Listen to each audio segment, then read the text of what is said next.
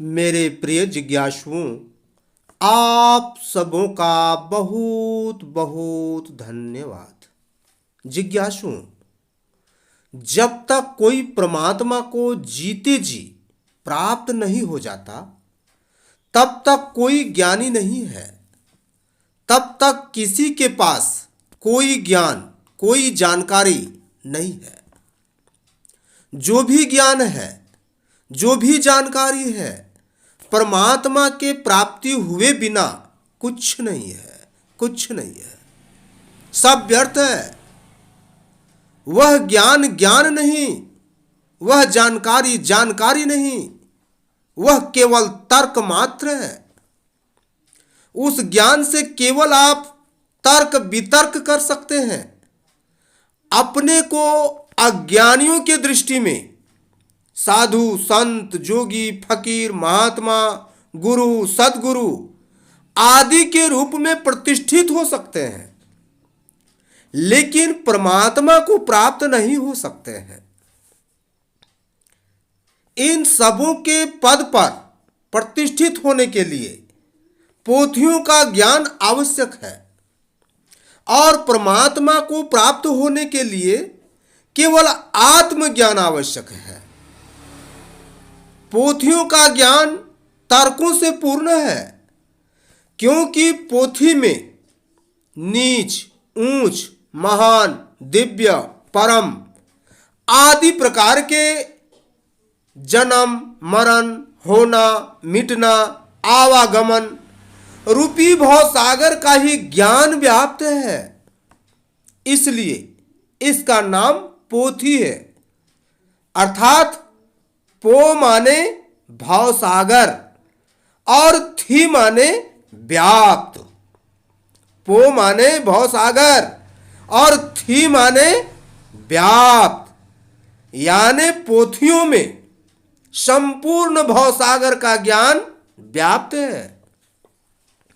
जिस ज्ञान में अनेक धाराएं हैं जो एक दूसरे का विरोधी है, और विरोधी होने के कारण तर्क वितर्क स्वाभाविक है।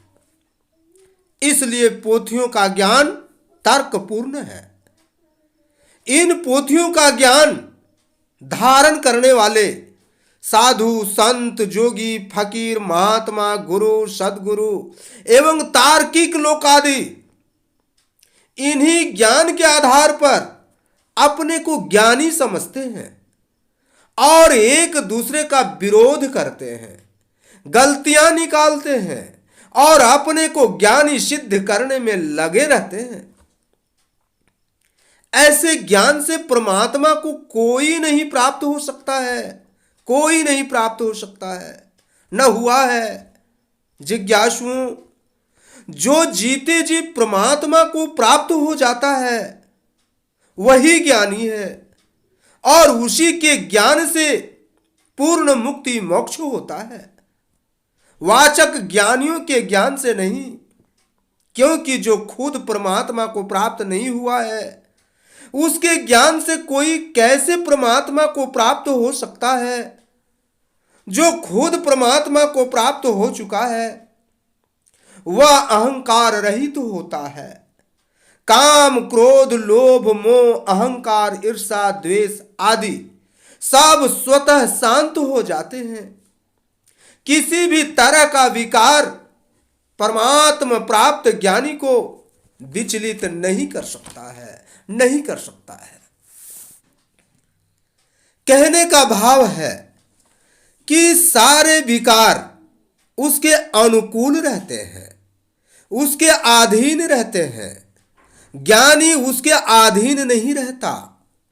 हाँ, लोगों के कल्याण हेतु, जीवों के कल्याण हेतु प्रकृति को अपने अधीन रखते हुए आसक्तिहीन होकर संसार का कार्य करते रहते हैं।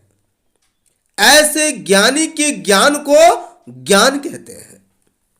ऐसे ज्ञानी ही स्वयं ज्ञान का स्वरूप ही होते हैं। जब स्वयं से ज्ञान स्वतः प्रकट होने लगे तब कोई ज्ञानी होता है। ज्ञानी जो कुछ बोलता है वह स्वयं उस भाव, विचार, स्थिति, व्यवहार, अवस्था से युक्त रहता है। वह ऐसा कोई वाणी नहीं करता है जो वह स्वयं उससे युक्त न हो।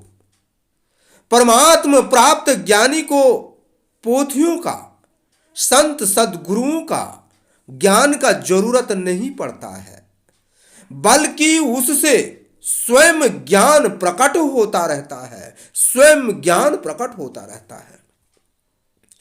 जब तक परमात्मा प्राप्ति न हुआ हो तभी तक पोथियां और संत सद्गुरुओं का ज्ञान प्रभावशाली रहता है, यानी तभी तक ये ज्ञान का भूत सवार रहता है।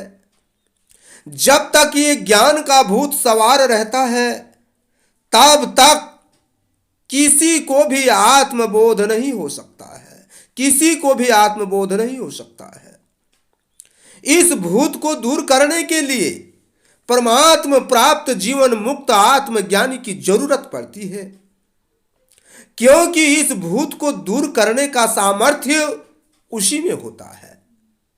आत्मज्ञानी एक ऐसा अतुलनीय सामर्थ्य है जो ऐसे रहन सहन वेशभूषा में अवस्थित रहता है जिसे मन स्वीकार नहीं कर सकता है, श्रद्धा भाव और विश्वास नहीं कर सकता है, क्योंकि मन बेसिया के समान है जिसे केवल ताम झाम तड़क भड़क ढोंग पाखंड दिखावा रंजन आदि पसंद है, और आत्मा सती के समान है जिसे ताम झाम तड़क भड़क दिखावा ढोंग पाखंड रंजन आदि बिल्कुल पसंद नहीं है।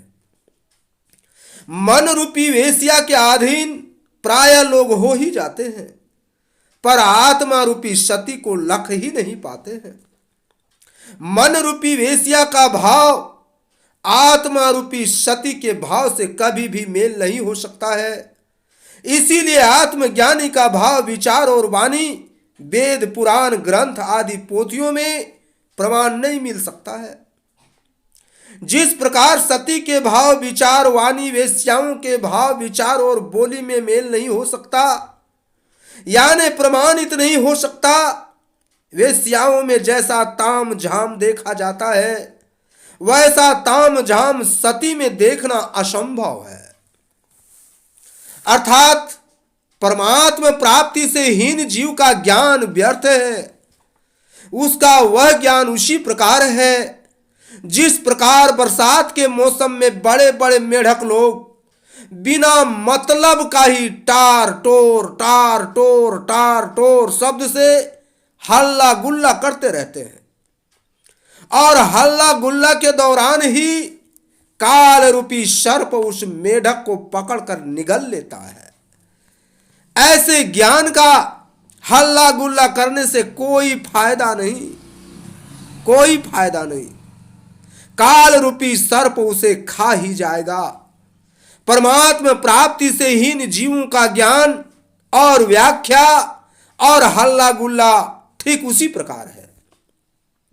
जिस प्रकार जलाशय से पानी खींचकर अपने मुंह से बाहर प्रवाहित करने वाला मशीन, यानी पानी पंप, पानी पटाने वाला मशीन का लगाव पानी से होता है, तभी उसके स्टार्ट होने से, उसके हल्ला गुल्ला से सिंचाई का कार्य होता ही होता है। इसमें तनिक भी संदेह नहीं है। स्वयं विचार करें। और जिस सिंचाई मशीन का सेक्शन पानी में तो डूबा है, लेकिन उस सेक्शन में पानी न भरा हो, मशीन के मुंह तक पानी न हो और उसे स्टार्ट कर दिया जाए ये विश्वास के साथ कि ये मेरे खेत को पानी सींच देगा और मेरा काम हो जाएगा, तो क्या वह मशीन पानी का सिंचाई करेगा? नहीं करेगा। केवल स्टार्ट होकर बेमतलब का हल्ला करेगा और आप जो उसमें दान रूपी तेल दिए हो वह व्यर्थ चला जाएगा। और आप निराश हो जाएंगे। क्योंकि पानी रूपी परमात्मा से जब तक मशीन रूपी ज्ञानी का पूर्ण संपर्क नहीं होगा, तब तक वह मशीन रूपी ज्ञानी पानी का सिंचाई नहीं कर सकता है।